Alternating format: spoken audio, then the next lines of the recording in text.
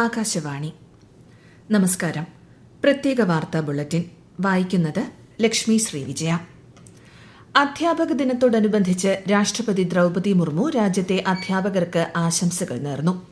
വിജ്ഞാനവും വൈദഗ്ധ്യവും ഉത്തരവാദിത്വവുമുള്ള പൌരന്മാരെ സൃഷ്ടിക്കുന്നതിൽ അധ്യാപകരുടെ പങ്ക് വളരെ പ്രധാനമാണെന്ന് രാഷ്ട്രപതി സന്ദേശത്തിൽ കുറിച്ചു. യുവാക്കളുടെ സ്വഭാവ രൂപീകരണത്തിൽ അധ്യാപകർ പ്രധാന പങ്കുവഹിക്കുന്നതായി പ്രധാനമന്ത്രി നരേന്ദ്രമോദി. രാജ്യത്തെ സ്വയം പര്യാപ്തമാക്കുന്നതിന്റെ പ്രാധാന്യത്തെക്കുറിച്ച് വിദ്യാർത്ഥികളെ ബോധവൽക്കരിക്കാൻ അദ്ദേഹം അധ്യാപകരോട് ആഹ്വാനം ചെയ്തു. ദേശീയ പുരസ്കാര ജേതാക്കളായ അധ്യാപകരുമായി സംവദിക്കുകയായിരുന്നു ശ്രീ മോദി. സിംഗപ്പൂർ പ്രധാനമന്ത്രി ലോറൻസ് വോങ് രാഷ്ട്രപതി ദ്രൌപദി മുർമുവുമായി രാഷ്ട്രപതി ഭവനിൽ കൂടിക്കാഴ്ച നടത്തി. ഇന്ത്യയുടെ ആക്ട് ഈസ്റ്റ് നയത്തിൽ സുപ്രധാന പങ്കാളിയാണ് സിംഗപ്പൂരെന്ന് രാഷ്ട്രപതി പറഞ്ഞു. നേരത്തെ സിംഗപ്പൂർ പ്രധാനമന്ത്രിയുമായി കൂടിക്കാഴ്ച നടത്തിയ പ്രധാനമന്ത്രി നരേന്ദ്രമോദി ഇരു രാജ്യങ്ങളും തമ്മിലുള്ള സമഗ്രവും തന്ത്രപരവുമായ പങ്കാളിത്തം യാഥാർത്ഥ്യമാക്കുന്നതിനുള്ള പ്രതിജ്ഞാബദ്ധത ആവർത്തിച്ചു.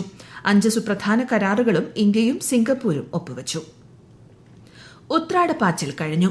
കേരളീയരാകെ നാളെ തിരുവോണം ആഘോഷിക്കും. പാടത്തെ കതിരോളങ്ങൾ കൊയ്ത്തു പാട്ടിൻ വായ്ത്താരിയായി ഒരുങ്ങും ഓണപ്പാട്ടിൻ ഉത്രാടങ്ങൾ.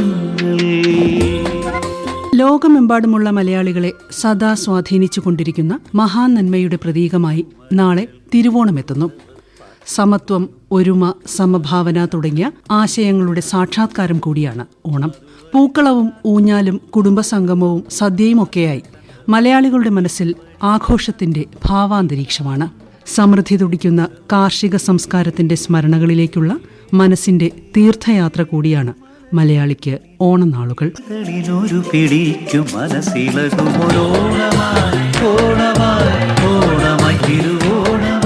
News desk Akashvani. ലോകമെമ്പാടുമുള്ള മലയാളികൾക്ക് രാഷ്ട്രപതി ദ്രൌപദി മുർമു ആശംസകൾ നേർന്നു. ഗവർണർ രാജേന്ദ്ര വിശ്വനാഥ് ഹാർലേക്കർ, മുഖ്യമന്ത്രി പിണറായി വിജയൻ, നിയമസഭാ സ്പീക്കർ AN ഷംസീർ തുടങ്ങിയവരും ഓണാശംസകൾ നേർന്നു. സർവകാല റെക്കോർഡുകൾ തിരുത്തി സപ്ലൈകോയുടെ ഓണവിൽപ്പന. ഉത്രാട ദിനമായ ഇന്നുച്ചവരെ ഓണക്കാല വിൽപ്പന 375 കോടി രൂപ കടന്നു. ഇതിൽ 175 കോടി രൂപ സബ്സിഡി സാധനങ്ങളുടെ വിൽപ്പനയിലൂടെയാണ് നേടിയത്. ക്ഷേമസ്ഥാപനങ്ങളിലെ അന്തേവാസികൾക്കും മഞ്ഞ നിറത്തിലെ റേഷൻ കാർഡ് വിഭാഗത്തിനും സർക്കാർ നൽകുന്ന ഓണക്കിറ്റിന്റെ വിതരണം ഇന്നുച്ചയോടെ 90% പൂർത്തിയായി. ശബരിമലയിൽ ഇന്ന് നടന്ന ഉത്രാട സദ്യയിൽ 5000-ലേറെ പേർ പങ്കെടുത്തു. തിരുവോണ ദിനമായ നാളെ രാവിലെ 5-ന് നട തുറന്ന് പൂജകൾ ആരംഭിക്കും.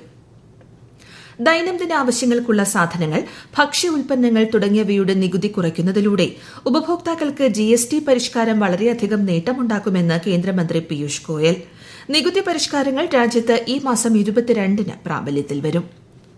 ചരക്ക് സേവന നികുതി ഇളവിന്റെ പ്രയോജനം ഉപഭോക്താക്കൾക്ക് ലഭിക്കണമെന്നും സംസ്ഥാനങ്ങൾക്കുണ്ടാകുന്ന നഷ്ടം കേന്ദ്രം നികത്തണമെന്നും ധനമന്ത്രി KN ബാലഗോപാൽ. വിവിധ ഉൽപ്പന്നങ്ങളുടെ നികുതി വ്യത്യാസം കേരളത്തിൽ 2500 കോടി രൂപയുടെ നഷ്ടമുണ്ടാക്കുമെന്നും മന്ത്രി പറഞ്ഞു. രാജ്യമെമ്പാടുമുള്ള സ്കൂളുകളിലും കോളേജുകളിലും റോഡ് സുരക്ഷ പാഠ്യപദ്ധതിയിൽ ഉൾപ്പെടുത്തുമെന്ന് കേന്ദ്രമന്ത്രി നിതിൻ ഗഡ്കരി.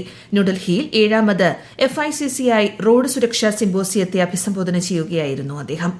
പ്രമുഖ ഓഹരി വ്യാപാര സ്ഥാപനമായ ക്യാപിറ്റൽ എക്സിന്റെ പേരിൽ നിക്ഷേപ തട്ടിപ്പ് വർദ്ധിക്കുന്നതായി കേരള പോലീസിന്റെ മുന്നറിയിപ്പ്. ഇത് സംബന്ധിച്ച് വ്യാജ പരസ്യങ്ങൾ സമൂഹ മാധ്യമങ്ങളിലൂടെ പ്രചരിക്കുകയാണെന്നും പോലീസ് അറിയിച്ചു.